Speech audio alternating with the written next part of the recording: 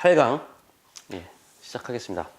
오늘은 이제 성서의 예수 대 교리의 그리스도 두 번째 사람의 아들과 그리스도의 두 번째 시간을 맞이했는데요.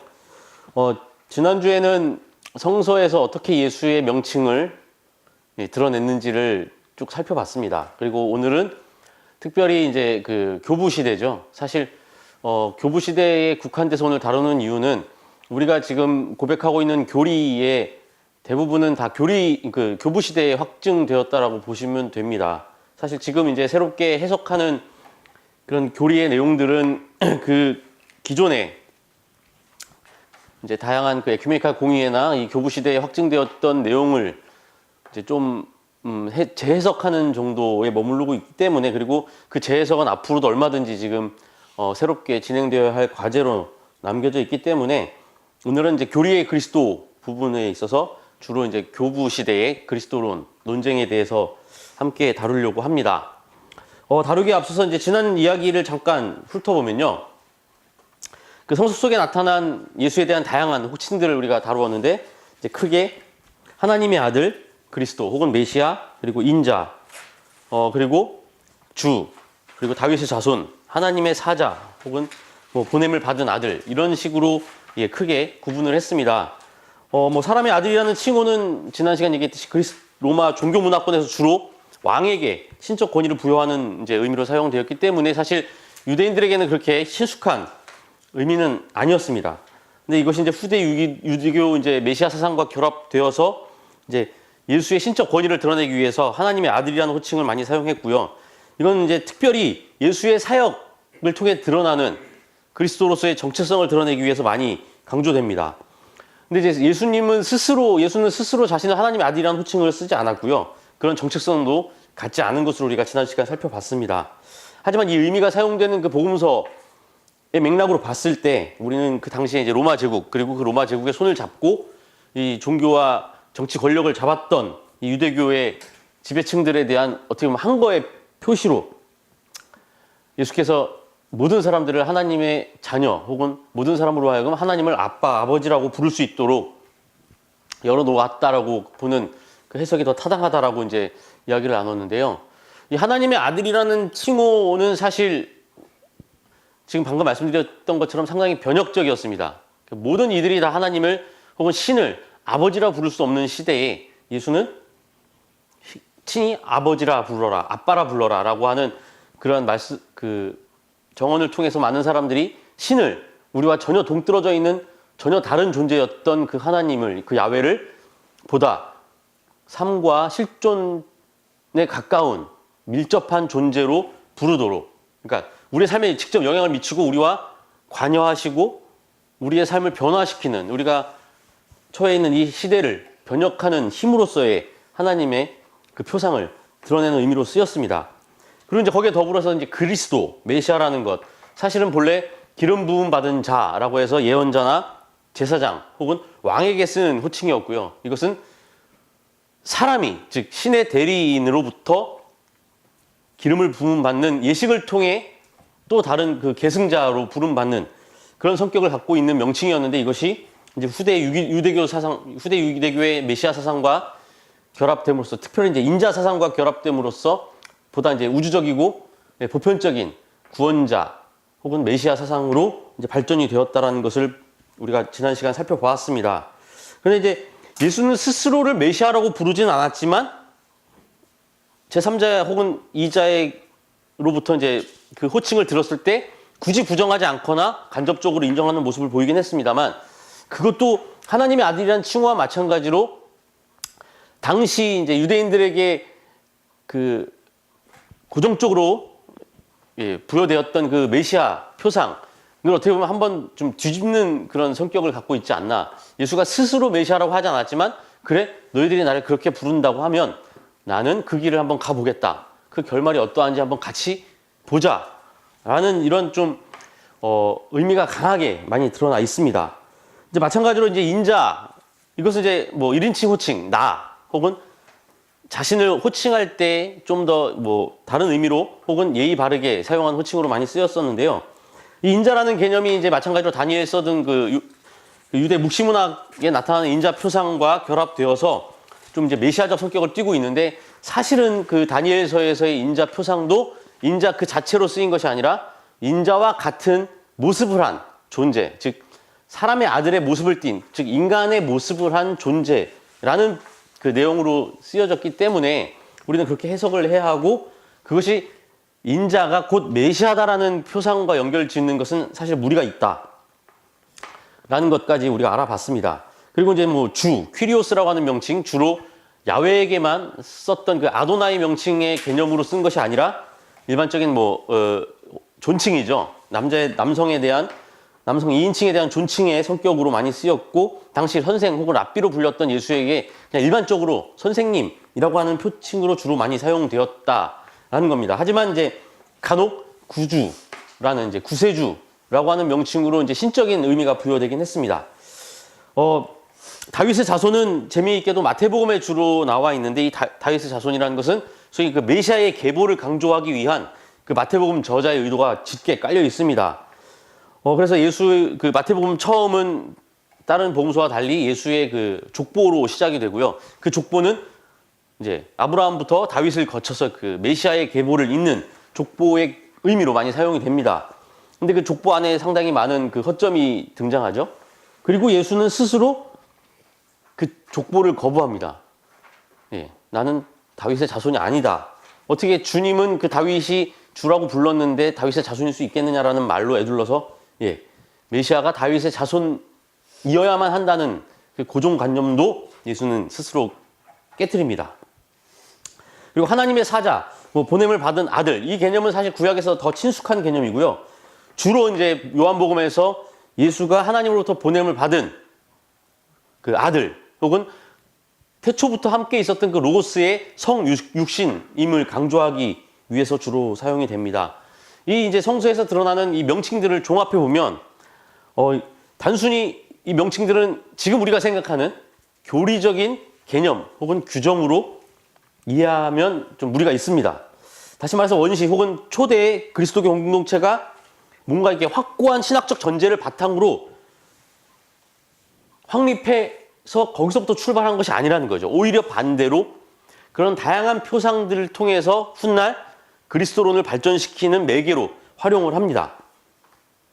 그래서 한편으로는 이제 후대 유대교의 그 메시아 사상과 결합이 되고, 그리고 또 다른 한편으로는 예수 사건의 경험, 그리고 그 내용의 전승 과정을 통해서 그 전승 과정, 전승자들이 처해 있는 이 당대의 정치, 사회 혹은 종교적 맥락에서 그것을 다시 재해석함으로써 확립된 신앙 고백으로 우리는 일단 이해를 해야 한다라고 말씀을 드릴 수 있겠습니다.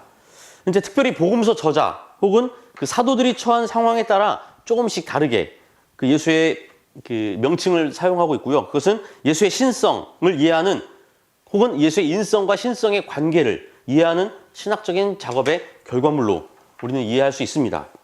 그리고 이러한 사실은 예수가 스스로가 자신이 가진 메시아 표상과 그죠? 예수가 스스로 메시아에 대해서 얘기한 것과 이 복음서에 나타난 저자들 혹은 그 사도들 전승 안에서 나타나는 이 그리스도 혹은 메시아 표상들 간의 이 차이점들을 통해서 이제 그것이 좀 더 보다 분명하게 드러난다고 볼 수 있는데요. 예를 들어서 바울은 예수의 그리스도됨을 주로 무엇을 통해서 표현을 할까요? 이 바울은 재미있게도 당시 유대인들이 그토록 주장했던 승리자 그리스도의 개념을 많이 부정합니다. 그러니까 오히려 바울은 십자가를 강조하죠. 그리고 이 십자가에서의 죽음을 많이 강조합니다. 즉 실패한 것을 강조하고 오히려 이 실패한 것이 부활이라고 하는 그 빛을 통해서 하나님의 구원 의지를 드러내는 사건으로 평가가 되고 오직 이 십자가의 죽음을 통해서만 그리스도를 우리는 만날 수 있다라고 얘기합니다. 마가 공동체는 좀 비슷하지만 다릅니다. 마가는 다양한 예수의 행적, 기적들을 마찬가지로 이 십자가 사건을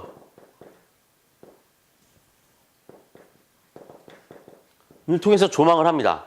그리고 이것이 이제 빈무덤이라고 하는 사건을 통해 드러나는 부활이라는 희망을 통해서 다시 우리 그 믿는 그리스도 공동체들에게 희망을 부여하는 그런 방식으로 좀 더 그 행적 순으로 그리스도를 이해합니다. 그래서 마가의 그리스도 이해는 오히려 이 행적에 더 가깝습니다. 예수가 한 말과 행위, 그리고 그것이 드러나는 이 부활을 통해 드러나는 그리스도 됨을 강조하고 있습니다.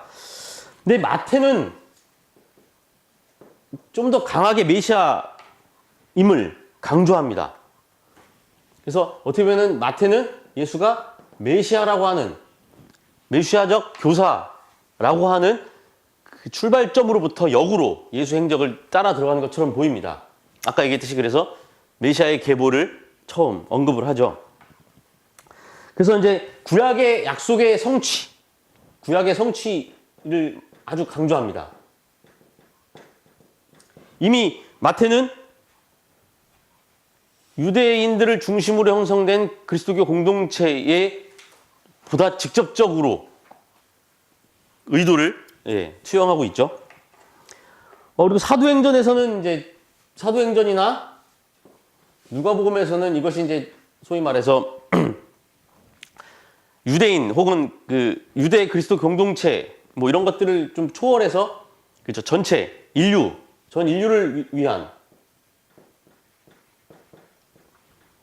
예수의 그리스도됨을 바탕으로 선포합니다. 그래서 이제 특별히 사도행전은 그 하나님 그리스도를 통해 드러난 하나님의 구원 의지를 뭐를 통해서 강하게 드러내고 있죠? 바로 교회의 확장입니다. 그래서 좀 더 구체적이죠. 교회가 이 세상 바깥으로 끊임없이 확장되고 전파되는 것이 이제 누가에게 있어서는 그리스도를 드러내는 가장 큰 매개가 됩니다. 요한은 이제 좀 이따 다룰 그 교부 시대의 그리스도론과 가장 흡사한데요. 이 성부 성부 하나님과 성자 그리스도 사이의 관계에 많이 집중을 합니다. 그래서 그것을 표현하는 매개로 성육신 사건을 부각을 시킵니다. 그래서 예수를 그리스도를 로고스로 표현을 하죠. 태초부터 있었던 선재한 그리스도 혹은 선재한 로고스로 표현을 합니다. 이렇듯 신약에서도 각각 다양한 그리스도론을 펼치고 있습니다. 그래서 그리스도론이라고 하는 것은 사실 그리스도에 대한 이야기죠. 그리스도에 대한 가르침.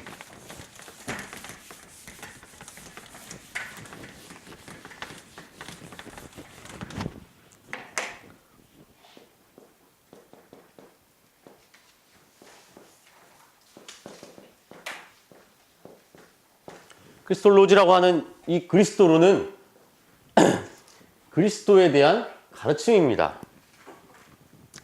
사실 이 가르침이라고 하는 것은 지난 첫 시간이었죠. 도그마에 대해서 얘기한 것과 마찬가지로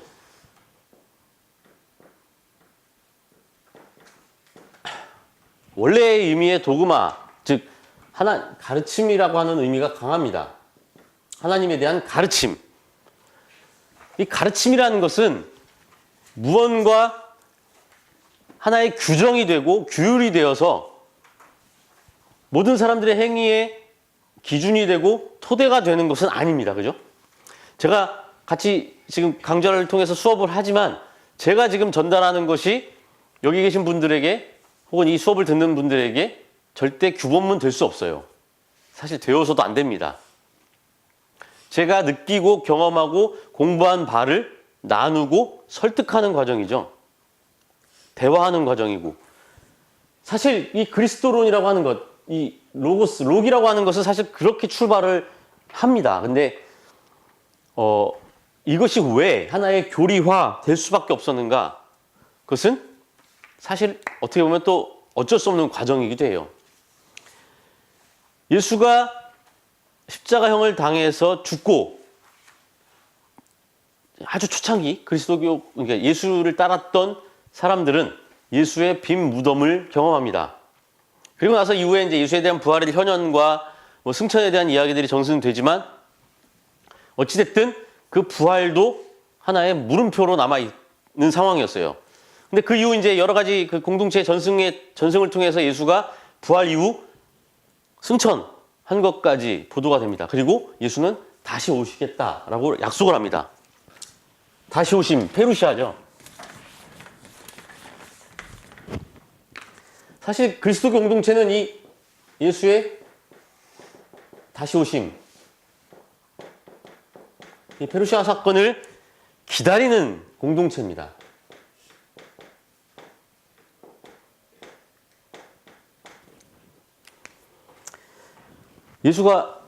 예수께서 올라가셨다가 한 3일 뒤에 부활한 것처럼 아니면 뭐 한 3년 뒤에 다시 오셨으면 얼마나 좋았겠습니까?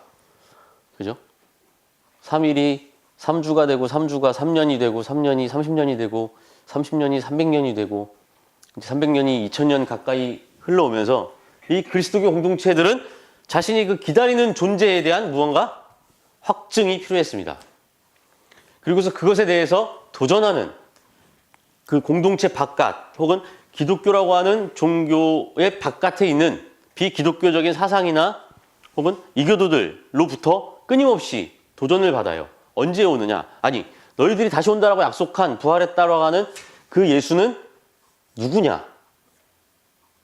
죽었다가 살아나는 것은 인간이 할 수 없는 일이고 하늘로 올라갔다가 다시 내려오는 것도 인간이 할 수 없는 거고 그는 신이어야 하는데 그가 과연 신이냐? 라는 질문들을 받게 됩니다. 그러다 보니 그것에 대해서 어찌됐든 대답을 해야 합니다. 그리고 기존에 형성되어 있던 공동체는 그 믿음을 보존해야 합니다. 그 과정에서 질서가 필요하죠. 그 질서를 지키기 위해서는 우리가 믿고 고백하는 이 사실이 하나의 판단 기준이 되어야 한다.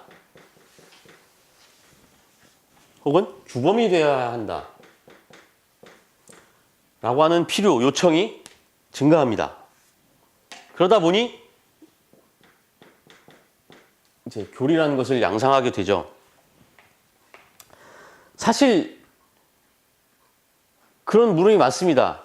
오히려 이 교리라고 하는 것이 소위 말하는 이제 평신도 혹은 일반 그리스도인들에게 믿음을 유지하고 신앙을 확립하는 데 더 많은 걸림돌이 된다라고 이해합니다. 그죠? 지난 시간까지 삼위일체론을 다뤘는데 이 삼위일체론이라는 것이 믿음을 갖고자 하는 사람들에게 더 많은 혼란을 가져다 줘요. 워낙 다양한 얘기들이 있고 워낙 그 얘기들이 추상적이고 관념적이어서 사변적이어서 그것을 단순하게 이해하기가 어렵습니다. 그리고 마찬가지로 우리가 지금 다루고 있는 그리스도론이라는 것도 마찬가지예요.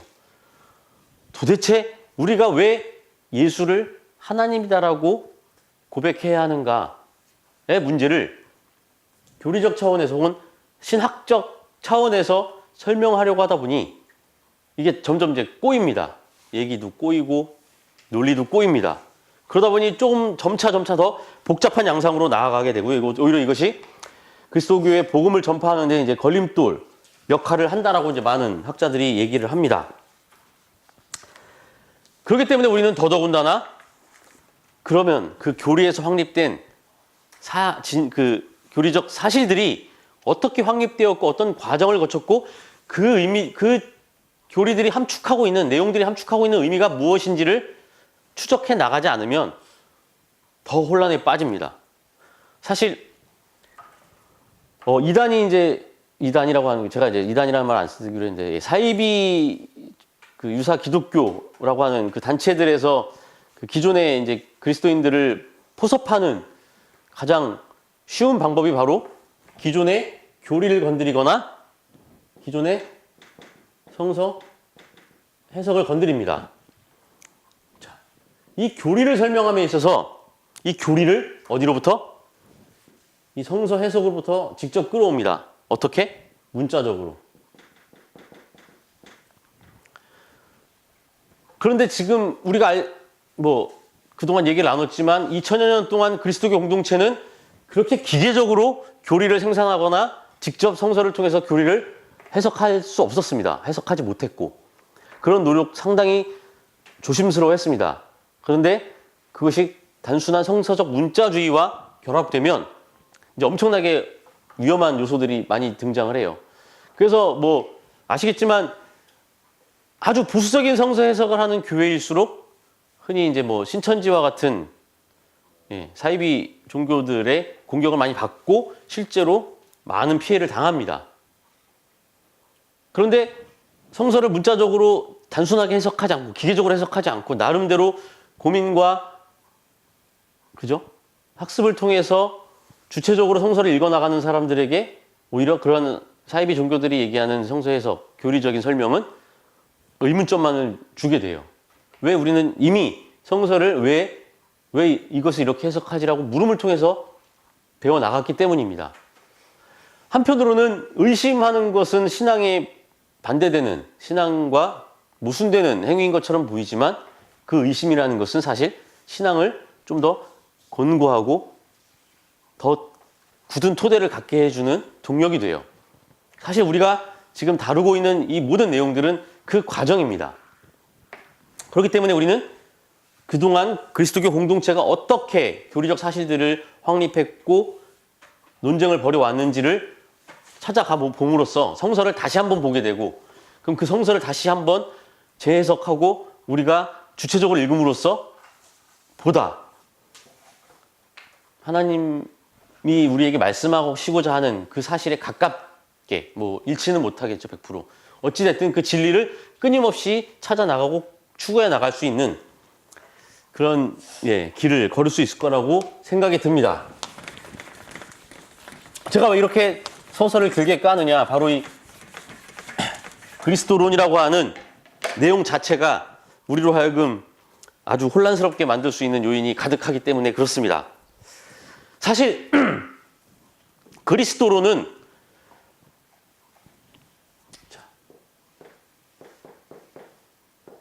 어떻게 출발을 할까요? 이 그리스도론의 출발점이 뭘까요?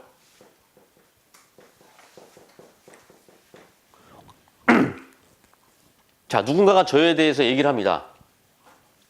어디로부터 출발을 할까요?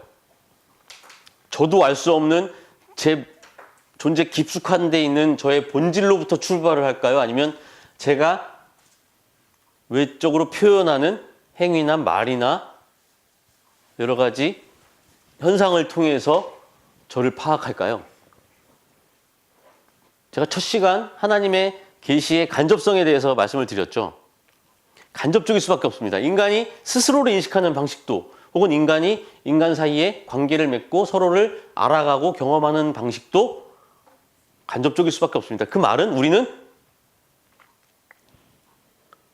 본질을 추구하긴 하지만 그 마음속 깊이, 열길 속 물보다 더 깊은 사람 속을 알기 위해서 끊임없이 노력은 하지만 그 출발점은 그의 행동입니다. 그죠? 그의 얼굴, 눈빛, 말, 그가 표현하는 외적인 현상들이에요. 그렇기 때문에 우리는 간접적입니다. 마찬가지로 그리스도론의 출발점은 바로 예수의 행위였습니다. 어디서 드러나는? 복음서에서 드러나는, 성서에서 드러나는 예수의 행위였습니다.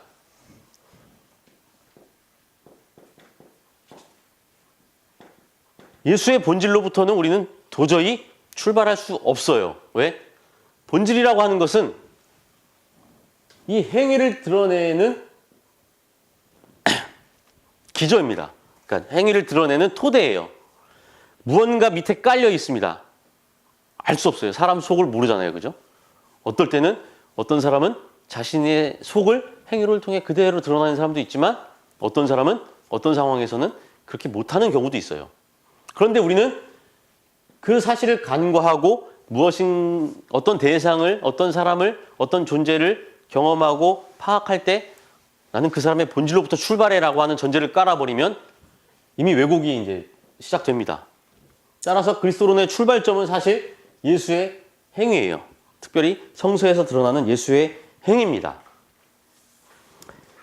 그래서 사실 이 그리스도론은 예수의 기능론적 의미를 갖고 있어요. 예수가 어떤 기능을 했느냐는 거죠. 어떤 역할을 했느냐. 어떤 행위를 했고 그 행위가 갖고 있는 의미가 무엇이냐입니다. 그런데 많은 사람들은 거기서 출발하지 않아요. 어디서부터 출발하죠? 우리마저도 예수는 하나님의 아들이다. 예수는 그리스도다. 예수는 하나님이다. 예수는 참 인간이며 참 하나님이다. 뭐 이런 전제들로부터 출발을 합니다. 그리고 성서를 읽어요. 그러면 모든 성서의 내용들이 다 거기에 맞춰집니다. 물론 성서의 저자들도 일정 부분 그러한 전제를 통해서 서술을 할 수밖에 없었습니다. 하지만 그들은 적어도 이 예수의 본질을 안다라고 하는 전제로부터 출발하진 않았을 거예요. 왜? 그들이 출발한 출발점은 그리스도 공동체들이, 그러니까 예수를 만났던 사람들, 예수를 경험했던 사람들이 전승했던, 전해져 왔던 그런 내용들을 바탕으로 예수를 파악하고 경험했기 때문입니다. 그 내용 안에 예수님은 하나님의 아들이셨다. 예수님은 그리스도이셨다. 예수님은 곧 하나님이셨다라고 하는 고백이 함축되어 있는 거지, 그 전제를 깔고 그거 자체를 동일하게 드러냈다라고 볼 수는 없는 거죠. 그렇기 때문에 그리스도로는 본질적으로 기능론적이다. 즉 예수의 활동의 상황적인 맥락, 그 상황에서 어떤 일이 벌어졌는지, 어떤 상황에 처했었는지, 예수가 활동했을 당시 그 이스라엘 팔레스타인 지역은 어떤 상황에 있었는지, 그리고 예수는 그 상황에서 어떤 의도로 행동을 했는지에 따라서 구분할 수 있다는 거죠. 자, 이런 기능론적 의미에서 또 네 가지로 예수의 행위를 구분할 수 있습니다. 첫 번째, 지상 활동입니다. 말 그대로 이 땅에서 어떤 존재로 행위를 했느냐. 그러니까 그 당시 살아있던 사람들은 예수의 행위를 어떤 행위로 이해했느냐, 어떤 역할로 이해했느냐입니다. 그래서 뭐 예언자라고 본 사람도 있었고,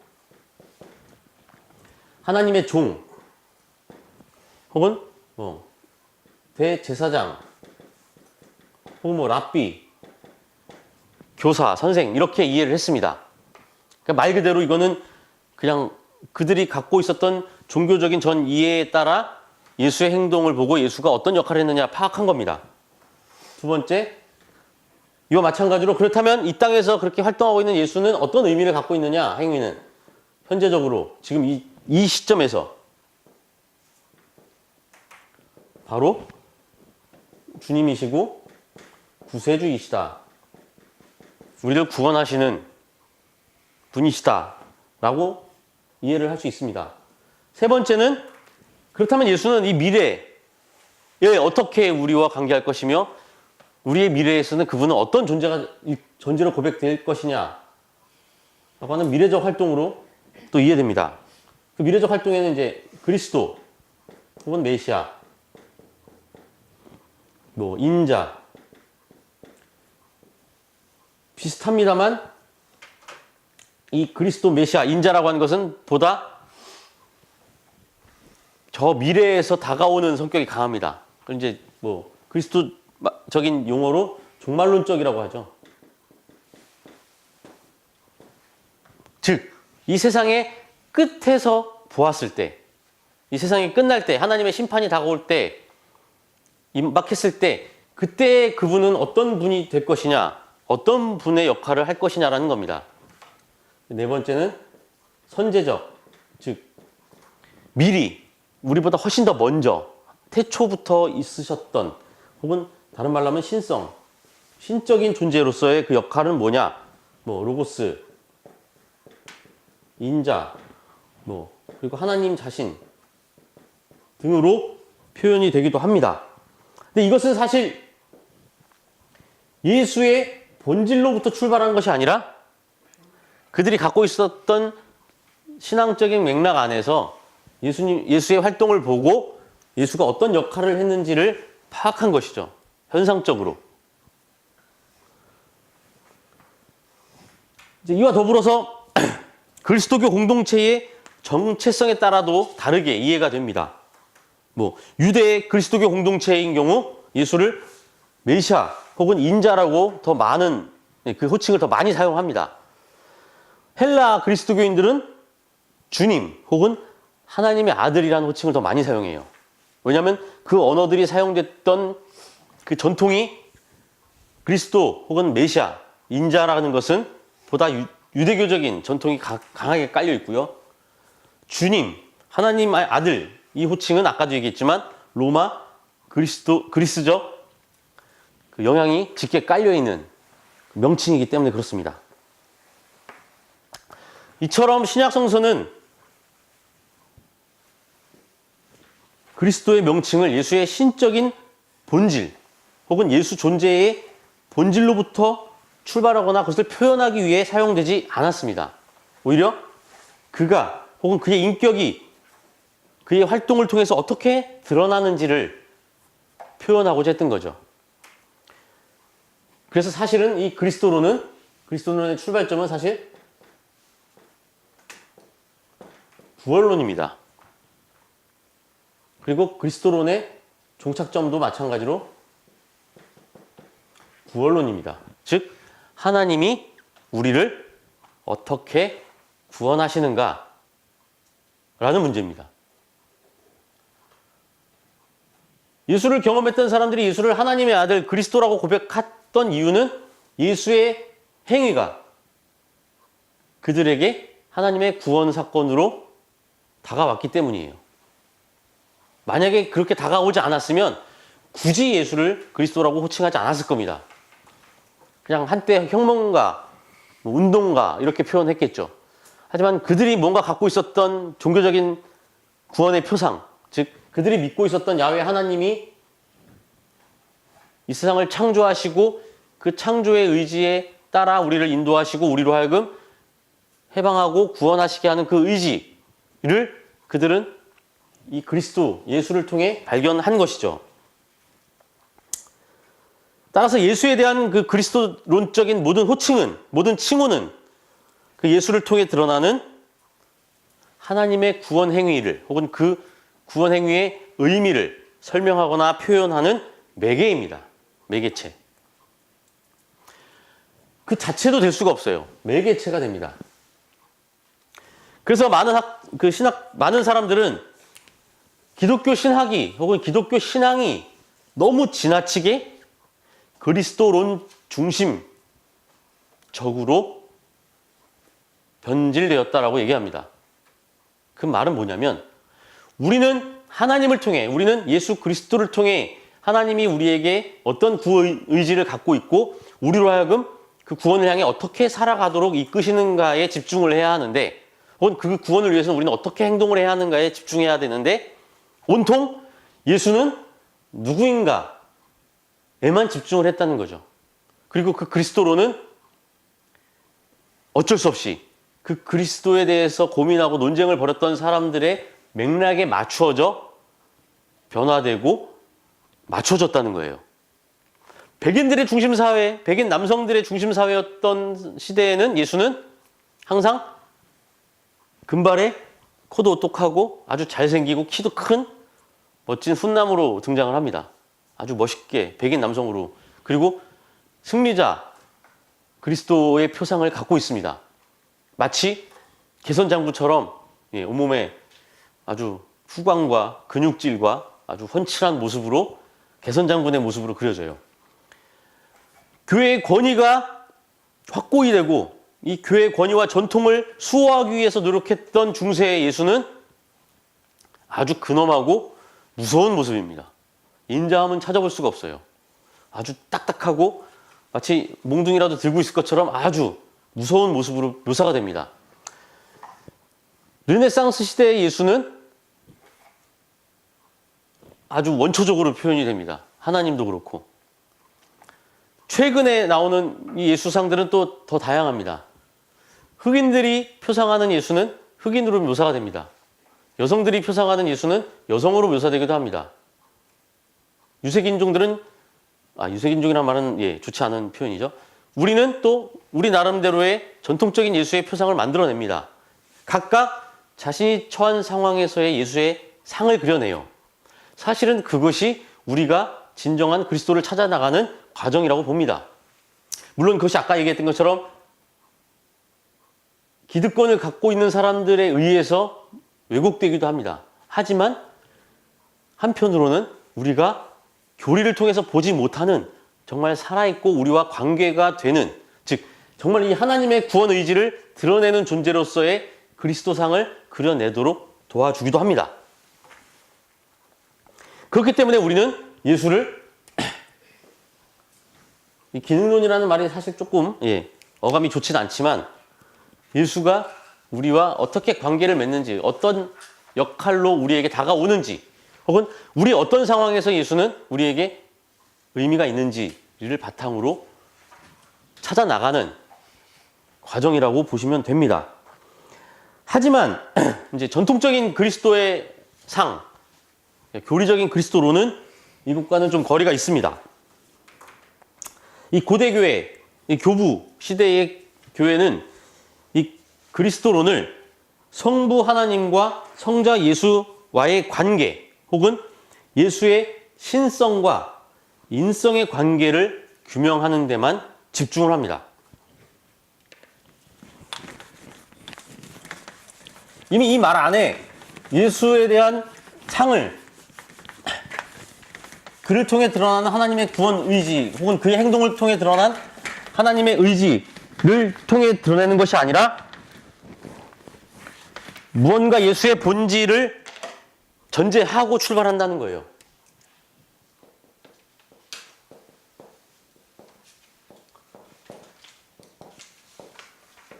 성부와 성자와의 관계. 두 번째는 예수의 신성과 인성의 관계. 자, 이 전자는 쉽게 말하면 어떻게 될까요? 말 그대로 예수를 하나님의 아들이라고 볼 수 있느냐 하는 겁니다. 만약에 하나님의 아들이라고 보았을 때, 그러면 인간의 모습으로 온 예수가 인간이 아닌 하나님과 어떻게 아버지와 아들의 관계로 우리에게 계시가 될 수 있느냐는 겁니다. 그죠? 아버지는 인간이 아닌데 아들은 인간으로 왔습니다. 아버지는 인간적인 한계에 매이지 않는 전지전능하고 영원하신 존재인데 아들은 인간의 모습으로 와서 고통당하고 죽임을 당하기까지 했습니다. 너무나도 인간적인 모습으로 살아갔어요. 자, 어떻게 그 인간 예수를 전능한 하나님의 아들이다라고 볼 것이냐, 혹은 그 초월적인 하나님이 어떻게 인간의 모습으로 우리에게 오셔서 자신을 드러낼 수 있었을까라는 문제입니다. 그리고 이 문제가 결국 그렇다면 예수 안에 있는 신성과 인성은 어떻게 볼 것이냐는 겁니다. 다른 말로 하나님의 아들이라면 당연히 예수에게 뭐가 있어야 될까요? 하나님적인 요소가 있어야 되겠죠. 왜? 아들이니까. 하나님의 유전자를 물러받아야 됩니다. 유전자가 있다면. 그걸 신성이라고 표현합니다. 과연 예수는 그러면 신이까 그 안에 신적인 무언가를 갖고 있을까입니다. 반대로 예수는 분명히 역사적인 인간으로 등장을 했는데 이 신성이 있으면 그럼 그는 어떻게 인간으로 볼 것인가 라는 겁니다. 한 존재 안에 전혀 다른 두 본질이 동시에 존재할 수 있는가? 라는 겁니다. 근데 이 안에 벌써 뭐가 들어가 있느냐? 신과 인간, 땅과 하늘, 영과 육, 성과 속이라고 하는 이원론이 들어가 있습니다. 이분법이죠. 예. 둘로 나누는 거예요. 신과 인간은 딱 구분이 됩니다. 하늘과 땅도 딱 구분이 돼요. 그래서 본질적으로 전혀 달라요.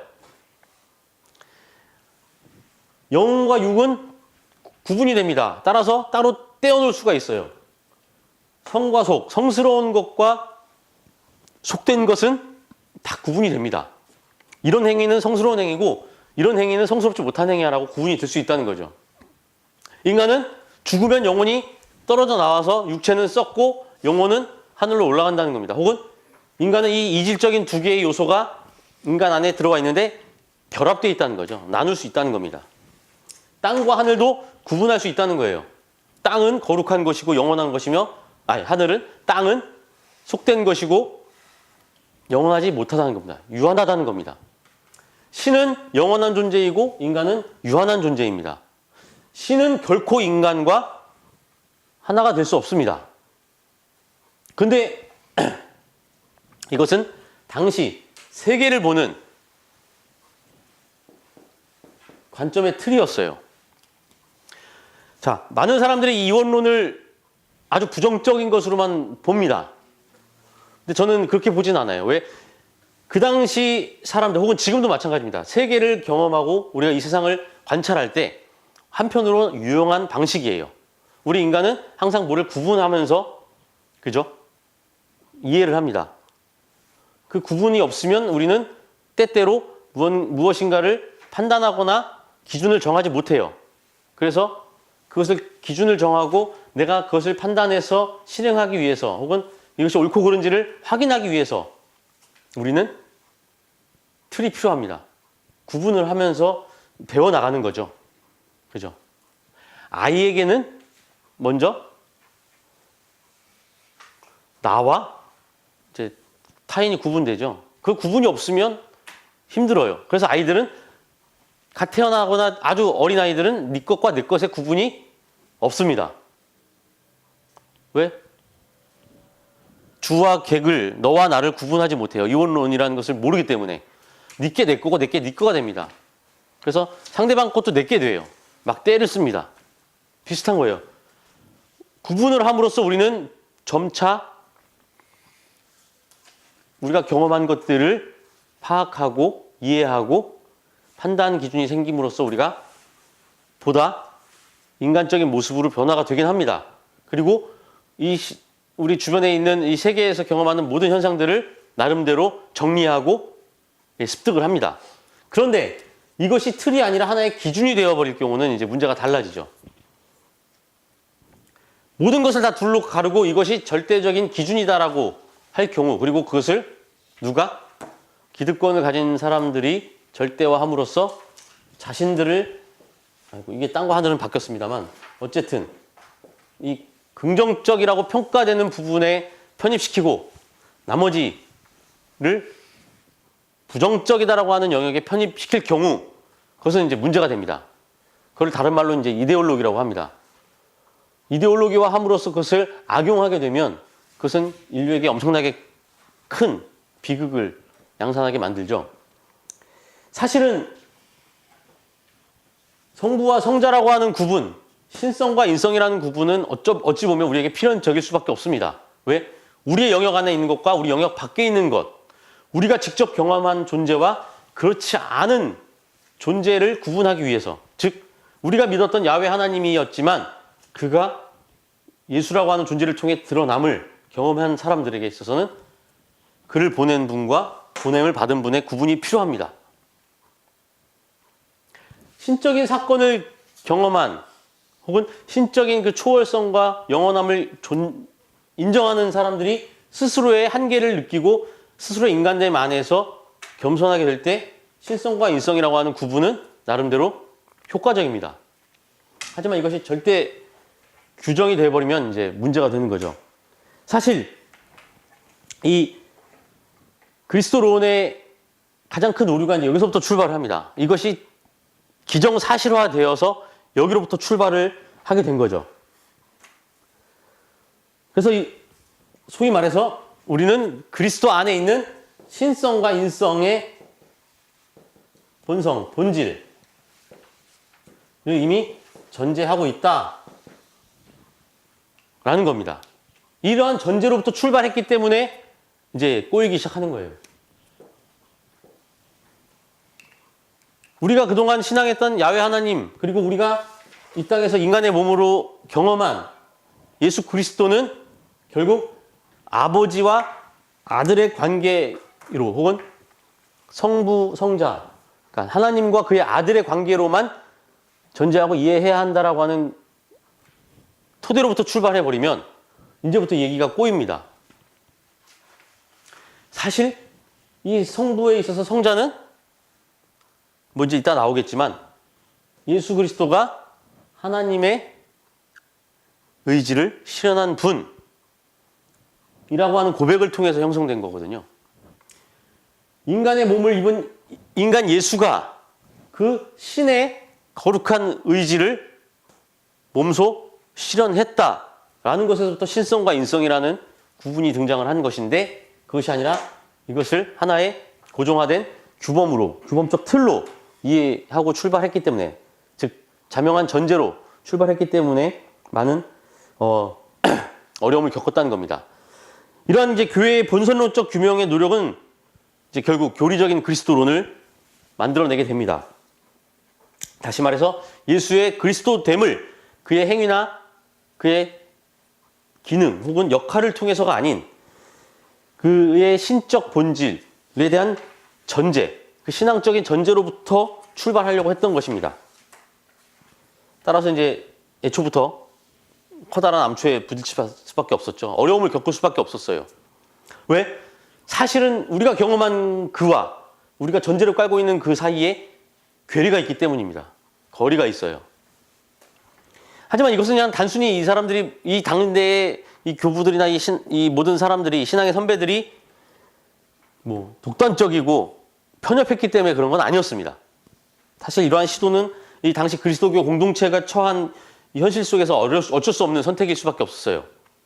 인간 예수가 그리스도이며 하나님이라는 고백을, 그들이 경험한 그 경험을 바탕으로 한 고백을, 이 변화되는 상황, 아까 얘기했지, 계속 미루어지는 예수님의 다시 오심, 그리고 그 가운데 받는 여러 가지 도전들 가운데 이 비그리스도교적인 사상들로부터 그 사실을 자신들이 믿고 신앙하는 그 내용을 변론하고 또 증명해야 했기 때문에 어쩌면 당대의 사상과 그 개념들을 일정 부분 차용하고 또 수용할 수밖에 없었고, 그러한 과정에서 소위 말해서 그 그리스 로마 문화 혹은 그 그리스 철학적인 바탕 안에서, 사상적 바탕 안에서 자신들의 신앙적인 내용을 신학적으로 개념화하고 체계화할 수밖에 없었던 그런 필연적인 과정이 있었다는 겁니다. 그러니까 단순히 그들이 편협하고 뭔가 막 사변적인 전제가 막 온통 깔려 있는 그러한 사람들이어서가 아니라 당대 시대의 요청이었다는 거죠. 그럴 수밖에 없는 상황이었다는 것. 그래서 그들은 이러한 그들이 신앙으로 고백한 내용, 성서를 통해 경험한 내용들, 그리고 교회가 그것을 하나님의 가르침이다라고, 하나님의 계시다라고 고백하는 내용들을 체계화할 수밖에 없었다는 겁니다. 이 체계화하는 과정에서 당대의 사상들을 매개로 차용할 수밖에 없었던 것이고요. 그래서 많은 부분 그 당시의 개념들이 포함되어 있습니다. 뭐 지난 시간에 했던 뭐 위격, 뭐 본질, 이런 개념들이 사실 다 그 당시에 통용되었던 개념들이었습니다.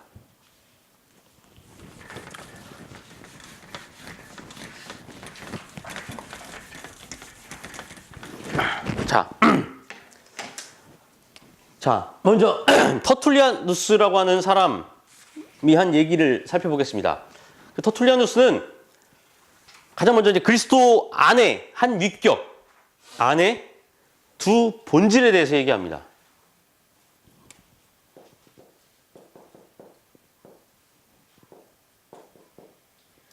위격이 하나 있고 이 안에 두 개의 본질이 들어가 있다는 겁니다. 그리고 이것을 각각 신적인 본질과 인간적인 본질이다라고 해석합니다. 왜 이렇게 해석했을까요? 예수 그리스도, 예수라고 하는 한 존재, 그가 겉으로 드러낸 위격, 혹은 다른 말로 인격이죠. 인격은 너무나도 자명해요. 근데 그 안에, 그가 행한 행위를 통해 봤을 때 그 안에는 뭔가 두 개의 다른 본질이 있을 것이다라고 전제한 겁니다. 아까 얘기했던 신과 인간을 구분하는 이원론적 사고에 기인한 건데요. 그가 한 행위 중에 신적인 능력을 표현한 행위들은 그 안에 있는, 예수 안에 있는 신적인 본질의 표출이다. 근데 그 표출의 방법은 하나의 위격, 즉 예수 그리스도라고 하는 하나의 인격으로 표출이 되는데, 제가 여기서 아주 멋있는 말을 갑자기 딱 던지면 그것은 저의 또 다른 본질이 드러나는 것이고요. 아주 썰렁한 농담을 할 경우 제 안에 있는 또 다른 본질이 드러난다는 것이죠. 그러니까 예수 안에 두 개의 본질이 있다라고 합니다. 그래서 이 이원론의 영향을 받아서 양태적 군주론이라는 것이 등장을 합니다. 우리가 삼위일체론 다룰 때 했죠. 그래서 예수, 성자를 아버지, 성부의 출현 양식으로 이해합니다.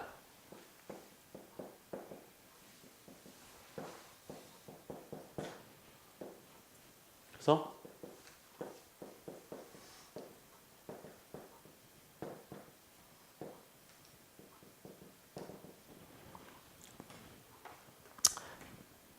양태적 군주론에서는 성부와 성자는 진짜 아들과 아버지의 관계예요. 직속 아들입니다. 자녀. 근데 왕이 자신의 핏줄인 왕자에게 자신의 권한을 위임해서 왕으로 세우면 그는 왕이 아니라 그를 왕자로 세우고 보내면 그 왕자는 아버지인 왕의 명령을 받고 그 권한을 위임받아서 그 왕의 권한으로 행생을 합니다. 그죠? 그럼 그는 왕이 돼요. 그런 의미입니다.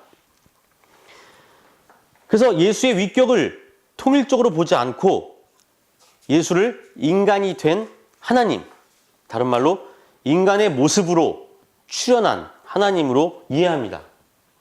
이와 다르게 역동적 군주론이 있습니다.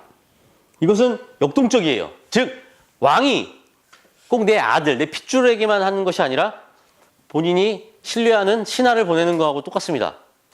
신하, 내 핏줄은 아니지만 그에게 나의 권한을 위임함으로써 그로 하여금 왕의 행세를 하도록 하는 거죠.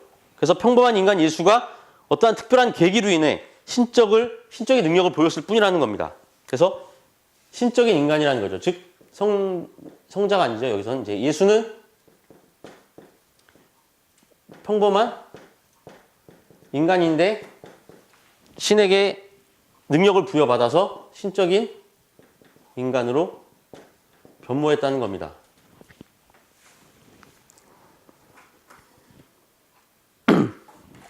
자, 이 두 개는 조금 달라요. 하나는 그래도 본질적으로 인간의 모습을 했지만 하나님입니다. 하지만 이쪽은 그냥 전적인 인간인데 신적인 능력만을 부여받은 거예요. 자, 이제 이거와 달리 오리게네스라고 하는 사람은 그리스도를 하나님의 피조물로 봅니다. 즉 신이 그리스도를 창조했다고 보는 거죠. 그래서 이 성부에게 종속되어 있는 둘째 서열의 하나님으로 이해합니다. 이 말은 뭐냐? 피조물이기 때문에 하나님 자신으로 예수를 파악하지 않은 거예요. 하지만 그 둘의 의지는 혹은 둘의 구원에 대한 이해는 동일하고 이 아들의 의지는 아버지의 의지가 형상화된 것으로서 그 두 위격의 조화와 합의를 주장하고 있습니다. 그러니까 아버지와 아들의 두 위격이 상호 작용을 통해 조화를 이루고 있다는 거예요. 그리고 그 의지와 이해, 행위를 통해 합의를 이루고 있다. 그래서 처음으로 이제 동일 본질이라는 말이 나옵니다. 호모우시오스. 이게 훗날 다른 의미로 사용이 되긴 하지만요. 이것은 이제 다른 말로 이 두 개를 구분해서 신을 이해하려고 하는 이쪽에서 드러나는 가연설이죠. 신이 가짜로 드러났다라고 하는 그 이원론을 극복하기 위한 방편으로 오리게네스가 주장을 하고 이 중에 일부는 이제 니케아 공의회에서 받아들여집니다. 그것이 바로 호모우시우스, 동일 본질이라는 것. 성부와 성자는 동일 본질이다라고 하는 부분은 받아들여집니다. 근데 이제 아리우스라는 사람이 등장을 해서 또 다른 이제 도전을 해오는데요. 그는 그리스도를 그러니까 단순히 무로부터 되어서 아버지 하나님에게로부터 입양된 완전한 피조물로 봤습니다. 그러니까 전적으로 질적으로 다른 존재죠. 왜냐하면 참 하나님은 어떠한 인간적인 한계에도 매일 수 없는데 예수에게는 그 인간적인 한계들이 보였기 때문입니다. 예수는 죽고 고통을 당했는데 신적인 존재, 완전한 신은 그것이 불가능하다는 거예요. 할 수 없다는 거죠. 그러니까 불가능한 것이 아니라 신의 영역이 아니라는 겁니다. 따라서 그리스도가 하나님의 유일한 계시자이며 구원자이지만 그리스도는 그 자체로 하나님일 수는 없다는 것입니다. 그래서 하나님과 인간과 신을 완전히 구분합니다. 그래서 하나님은 초월적 존재, 인간은 유한한 존재, 한계를 띈 존재로 구분하고 있습니다. 그래서 이 아리우스의 관점에서는 이제 예수 그리스도는 하나님이 될 수 없는 거죠. 오직 하나님의 의지를 계시하고 그 하나님의 구원 의지를 드러내는 대리인일 뿐입니다. 그래서 전통적인 그리스도론과는 너무 거리가 멉니다. 그래서 이제 아타나시우스라고 하는 사람은 이것을 극복하기 위해서 사랑이라는 개념을 도입합니다. 즉 그리스도를 하나님께서 자기를 내어주는 사랑의 행위 그 자체로 묘사합니다. 따라서 그리스도는 참으로 하나님의 아들이며, 그러니까 하나님으로부터 나오신 하나님, 빛으로부터 나온 빛, 참된 하나님으로부터 나온 참된 하나님이라는 소리죠. 여기서는 피조되었다는 거죠. 창조되었다, 만들어졌다는 건데 여기서는 이제 나타라고 하는 개념이 등장합니다. 나온 거예요. 따라서 그리스도, 성자는 하나님으로부터 나은 존재입니다. 태어난 존재이지 창조된 피조물이 아니라는 겁니다. 그래서 이것을 다시 아까 얘기했던 호모우시우스라고 하는 동일 본진이라는 개념으로 확증을 합니다.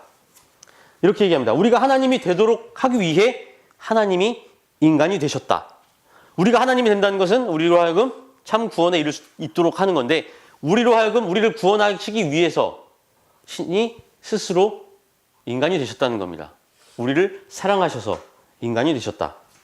그래서 이러한 이해는 그리스도의 완전한 신성을 사랑이라는 개념을 통해 그리고 이 태어난다라고 하는 개념을 통해 강조하고 있습니다. 하지만 이제 이 다음 과정에서 또 그리스도의 인성과 신성의 관계, 즉 하나님이 성부가 성자를 낳아서 스스로 인간이 되셔서 우리를 사랑하셔서 우리로 구원에 이르도록 하셨다라고 하는 것이지만 그렇다면 그 낳은 그 하나님 안에서의 신성과 인성은 어떤 관계를 맺을까? 왜 그를 인간으로 만들었을까? 그럼 그는 진짜 인간일까? 인간이어서 동시에 신일 수 있을까? 라고 하는 문제가 또다시 생긴다는 겁니다. 그래서 그 그리스도 안에 어떻게 신성과 인성을 통일적으로 바라볼 것인가의 문제는 여전히 이제 미완의 문제로 남아있게 됩니다. 그래서 이 질문, 하나님의 이 그리스도 안에 있는 신성과 인성의 관계, 이 두 가지 질문을 묻는 그 물음에 있어서 이제 두 개의 학파가 등장을 합니다. 하나는 알렉산드리아 학파고 하나는 안디옥 학파라고 불리는 두 지류가 있습니다.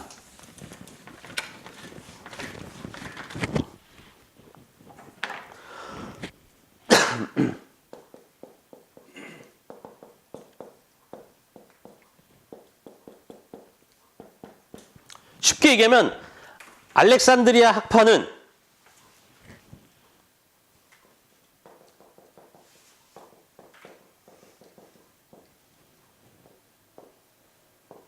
신성과 인성의 통일을 증명하기 위해서 노력했고 안디옥은 예수의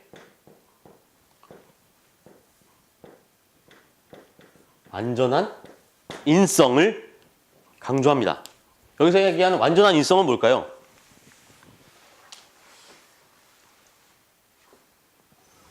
예수는 인간이라는 겁니다. 자, 먼저 알렉산드리아 학파는 말씀 육신이라는 구조를 통해서 이 이야기를 전개합니다. 안디옥 학파는 말씀 인간이에요. 자. 다시 말해서 알렉산드리아파는 하나님의 영원한 말씀, 즉 로고스가 성육신함으로써 육체를 취하고 입으셨다는 거예요. 즉 말씀이 육신이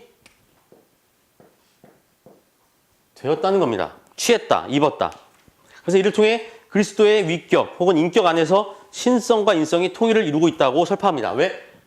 신적인 하나님의 영원한 말씀이 스스로 육신을 입은 거니까요. 예. 그래서 이것은 하나님의 신적 의지의 실현으로서 이 그리스도에 대한 고백을 기반으로 합니다. 즉 그리스도는 바로 하나님이 인간을 구원하시기 위한 자신의 의지를 실현한 사건이다. 그것이 바로 성육신 사건이다라는 것입니다. 그래서 이 하나님의 구원 의지는 결국 이 그리스도의 혹은 그리스도를 통해 드러난 완전한 하나님됨과 인간됨의 조화를 통해서 드러날 수 있다는 겁니다. 하나님의 구원 의지는 뭘까요? 바로 인간을 해방하고 구원하시는 겁니다. 그렇다면 인간이 구원하고 해방에 이르는 길은 인간이 하나님이 되는 것이죠. 그것을 하나님은 스스로 말씀을 육신화함으로써 인간에게 열어놨다는 겁니다. 그리고 그것이 바로 예수 그리스도를 통해 우리에게 드러났다. 하지만 안디옥학파는 말씀이 인간이 되었다라고 합니다. 그래서 그리스도의 완전한 인성을 강조합니다. 말씀이 육신을 취했다, 육신의 모습으로 내려왔다, 혹은 육신의 모습을 입었다가 아니라 말씀이 인간 안에 거주한답니다. 이것은 변화예요, 변형. 혹은 조화입니다. 이것은 결합 혹은 삽입이에요. 그래서 이러한 이해를 바탕으로 그리스도의 인성과 신성을 구별할 것을 강조합니다. 근데 이것을 왜 이렇게 했느냐? 인간 예수를 통해 드러난 그 피조물의 한계로부터 성부 하나님의 신성을 보호하기 위해서 이런 시도를 했습니다. 그리고 동시에 이 그리스도의 완전한 신성을 강조함으로써 이 인간 예수에게 드러난 하나님의 말씀이라고 하는 가능성을 통해 인간 구원의 가능성 또한 도모하기 위해서, 가능하게 하기 위해서 이런 시도를 했습니다. 하지만 이 그리스도의 두 본성 모두를 이 지켜내고자 하는 이 시도는 사실 불가능해 보입니다. 그죠?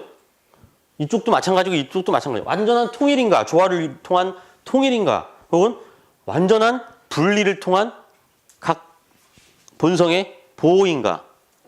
사실은 둘 다 논리적으로 해결이 안 됩니다. 어떻게 신적인 것이 인간이 되었으며 만약에 신적인 것이 육신을 입었을 경우 그럼 그 신성과 인성은 어떤 방식으로 조화를 이루고 어떻게 각 주체성을 혹은 각각 독립성을 담보할 것이냐라는 문제가 됩니다. 마찬가지로 한 존재 안에, 한 육격 안에 이 두 개의 본성의 독립성을 보호한다는 것은 결국 하나의 존재가 아니라 두 개의 존재가 돼버리는 거죠. 그래서 제 안에 제가 너무 많아서 두 개의 인격체가 되는 것인지 아니면 하나의 인격체인데 제 안에는 결코 결합될 수 없는 세포막으로 이루어진 두 개의 존재가 그냥 붙어 있는 건지 샴 쌍둥이처럼 그런 난제가 여전히 존재합니다. 이것은 이제 극복하기 위해서 이제 여러 차례 공유회가 일어나는데요. 이제 먼저 칼케돈 공유회라는 곳에서 예수 그리스도는 참 하나님이며 참 인간이고 하나의 위격 안에 두 개의 본성이 있대 혼동이나 변화나 분리나 분할이 없다라고 신앙 고백으로 확립합니다. 말 그대로 신앙 고백이에요. 다시 말해 신성과 인성의 구별, 이 안디옥 학파 혹은 이것을 본성의 차원으로 동시에 성육신한 말씀의 신성과 인성의 통일성을 위격의 차원으로 둡니다. 그럼으로써 두 난제를 극복한 것이죠. 이게 이제 삼위일체론의 시작이죠.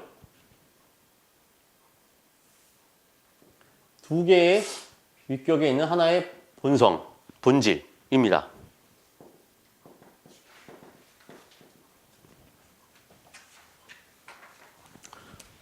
어쩌면 이 교집합처럼 생긴 이 구도 비슷하죠. 하나의 본질인데 각각 두 개의 위격으로, 인격으로, 페르소나로 드러난다. 근데 이것도 사실은 약간 추상적인 개념이에요. 그럼 어떻게 두 개의 다른 위격이 하나의 본질을 공유할 수 있을 것인가? 그렇죠? 그래서 이제 제5차 에큐메니칼 공의회라고 불리는 제2차 콘스탄티노플 공의회에서 예수 그리스도의 신성과 인성의 위격적인 연합을 강조합니다. 이게 무슨 말이냐? 그리스도의 인성은 비위격성으로서 그리스도의 인성은 하나님의 말씀과 분리되어 존재하는 독립적인 주체가 아니라고 보는 거죠. 즉 예수 그리스도의 인성은 오직 하나님의 말씀과의 연합 속에서만 위격성을 가진다는 겁니다. 내재적인 위격성이라는 거예요. 하나님의 말씀이라고 하는 것 안에 예수의 위격은 포함되어 있습니다. 그리고 이 하나님의 위격이 이 하나님의 본질 안에 있을 때만 이 예수는 참 인간이 된다라고 하는 것입니다.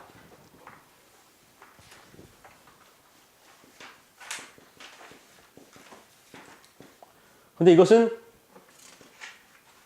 이렇게 사실은 동그라미를 안에 쳐서 표현할 수는 없어요. 내재적인 거기 때문에. 이렇게 구분되는 것은 아닙니다. 이렇게 점선으로 표현하면 더 맞겠나요? 내재적이라는 거죠. 즉 하나님의 말씀이 있었기 때문에 예수는 하나님의 아들이 된 거고 인간이 됐다는 거죠. 그 관계를 떨어뜨려 놓고서는 예수님의 신성도 인성도 우리는 확립할 수 없다는 겁니다. 이어서 이제 제6차 에큐메니칼 공의회, 제2차 콘스탄티노플에서는 성육신한 한 하나님의 두 본성은 두 의지와 두 행위를 포함하고 있다라고 주장합니다. 그래서 두 의지는 서로 구별되지만 인간성과 신성은 그 신성 안에 완전히 종속되어 있다라는 겁니다. 구별되지만 하나이다. 자, 성육신한 하나님이 있는데 이 하나님의 두 가지 본성이 있습니다. 이것은 의지와 행위를 다 포함하고 있습니다. 그래서 이것은 이게 구분되는 것처럼 보이지만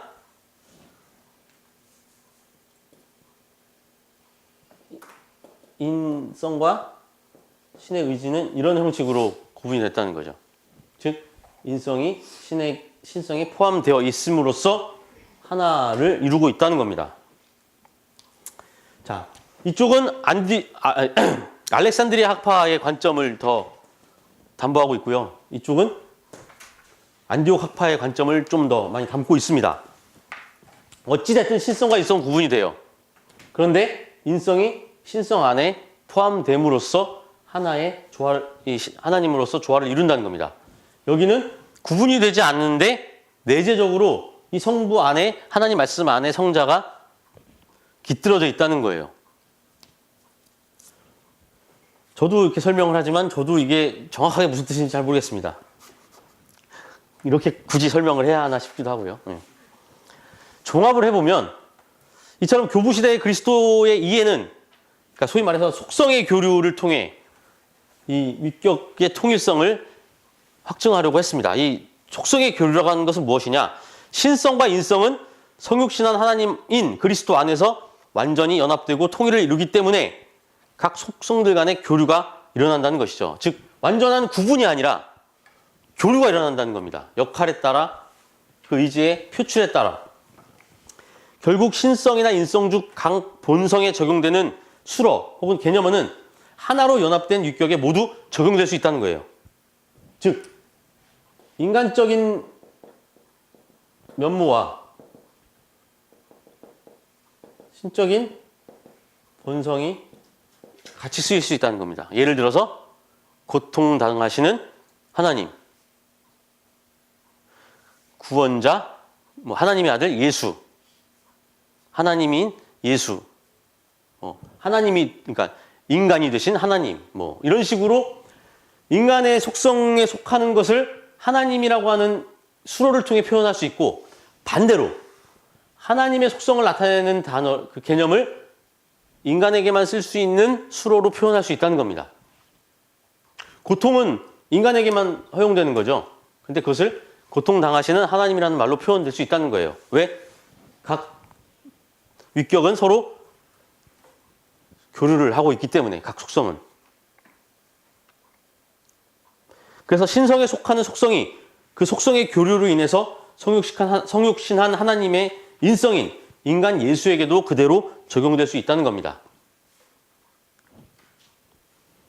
이거를 표현하려고 했다는 거죠. 이 수많은 긴 얘기들, 이 어려운 난제들 통해서. 그런데 그리스도의 신성과 인성에 대한 구별과 통일성에 대한 그리스도교 공동체의 논쟁은 결국 이원론적인 틀 안에서 어떻게 성육신을 이해할 것인가에 있습니다. 사실 성육신이라는 개념 자체는 어떻게 보면 그 이원론을 극복하려고 하는 개념이었습니다. 신이 인간이 되었다. 말씀이 육체가 되었다. 로고스가 저 신적인 우주의 질서, 이 우주의 말씀인, 우주의 태초의 근원인 말씀인 로고스가 저 푸주간에 걸려있는 고기 덩어리와 같이 아무런 가치가 없는 사르크스, 고기 덩어리 안에 들어갔다는 것이 아니라 고기 덩어리가 되었다는 거죠. 가장 거룩한 것이 가장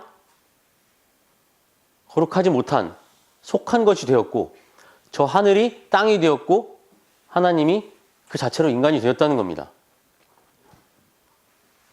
영혼과 육체는 구분이 될 수 없다는 거죠. 어떻게 말하면. 그래서 이 성육신을 어떻게 이 이원론적 틀 안에서 이해할까를 끊임없이 고민한 결과가 지금까지 논쟁한 그 내용이고요. 우리는 그러면 이 이원론을 어떻게 극복할 것인가를 과제로 갖고 있습니다. 꼭 하나님과 인간을 구분해야만 우리가 예수를 그리스도로 고백할 수 있는가?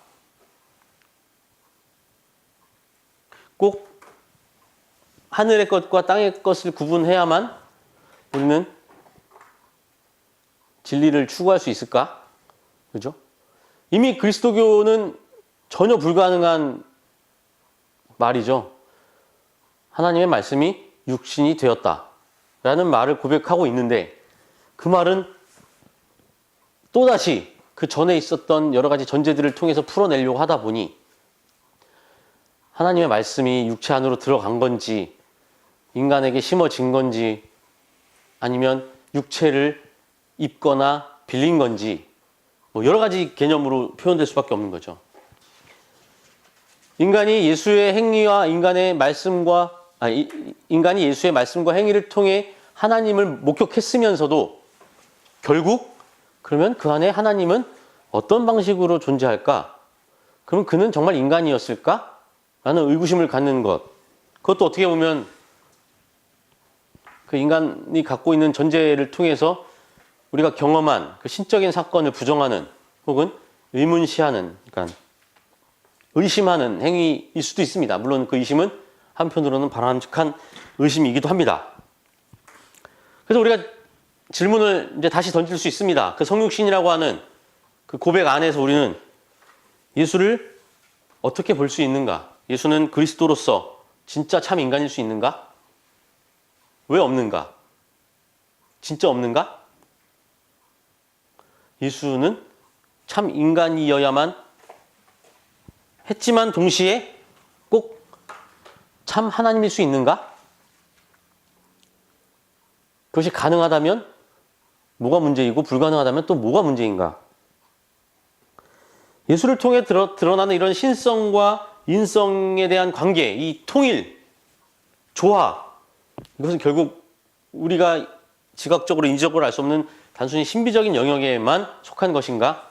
우리는 우리의 삶의 경험을 통해서 그것을 파악하고 경험할 수 없을까? 더 나아가서 우리는 우리의 삶의 현실 가운데서 하나님을 과연 경험할 수 있을까? 있다면 어떻게 경험할 수 있지? 만약에 못한다면 왜 불가능할까? 그런 문제들을 우리가 다시 한번 이제는 성서를 통해 고민하고 그 성서와 또 우리가 삶에서 만나는 현존하는 하나님, 현존하는 그리스도를 통해 끊임없이 되묻고 질문하고 의심하는 이제 과정들이 우리 앞에 놓여져 있다라고 볼 수 있습니다. 그런 차원에서 다시금 이 우리가 지금 살아가고 있는 이 현실 속에서 우리가 공동체를 이루고 살아가는 이 교회의 현실 속에서 우리가 예수를 그리스도로 진짜 고백하는 것은 과연 가능한가? 그리고 그것은 무슨 의미인가? 라는 것이 이제 새롭게 다시 그죠? 우리 마음, 우리 안에, 우리의 정신 가운데 새겨지고 또 우리의 공동체와 우리의 삶을 통해서 이제 현실화되도록 만들어 나가는 그 과제가 이제 우리에게 주어진 과제가 아닐까 생각이 듭니다. 이 교리적 그리스도론이라는 것 자체를 다 거부하거나 부정하는 건 아닙니다. 다만 그것이 갖고 있었던 전제들, 그리고 그 전제 때문에 결국 다시 난제로 빠져버렸던 문제들을 우리는 지금 이제 어떻게 해결할 수 있는 것인가? 우리는 그것을 다시 어떻게 접근해 나갈 수 있는가? 우리가 지금 그 그리스도를 구주로 고백하고 그리스도로 고백하고 하나님이라고 고백하는 사람들이 모인 이 공동체 안에서 우리는 그것을 고백하고 그 그리스도를 쫓아 살아간다고 하지만 우리의 현실과 괴리를 갖는 그 많은 부분들, 그것은 과연 어디로부터 오는 것인가? 우리가 이 교리라고 하는 전제를 너무나도 당연시 여기고 기계적인 관점에서 무작정 무비판적으로 따르고 그것이 마치 하나님 그 자체를, 예수 그리스도 자체를 설명하는 전부인 양, 진실인 양 믿었기 때문에 그런 것은 또 아닌지, 이런 교리적인 확증이 과연 우리의 신앙에 있어서 우리가 스스로 하나님이 되어가는 과정에 있어서 어떠한 도움을 주고 또 어떠한 방해가 되는지, 이런 의문점들을 좀 남기기 위해서 이번 강의를 준비했습니다. 다음 주는 이제 본격적으로 이러한 이원론적인 그리스도론 혹은 그리스도론 중심적인 그리스도론을 극복하는 그런 방법들로서 이제 뭐 민중신학적 관점이나 다양한 또 대안적 관점들을 한번 함께 살펴보는 그런 시간으로 준비하고자 합니다. 오늘 준비한 것은 여기서 마치겠습니다. 감사합니다.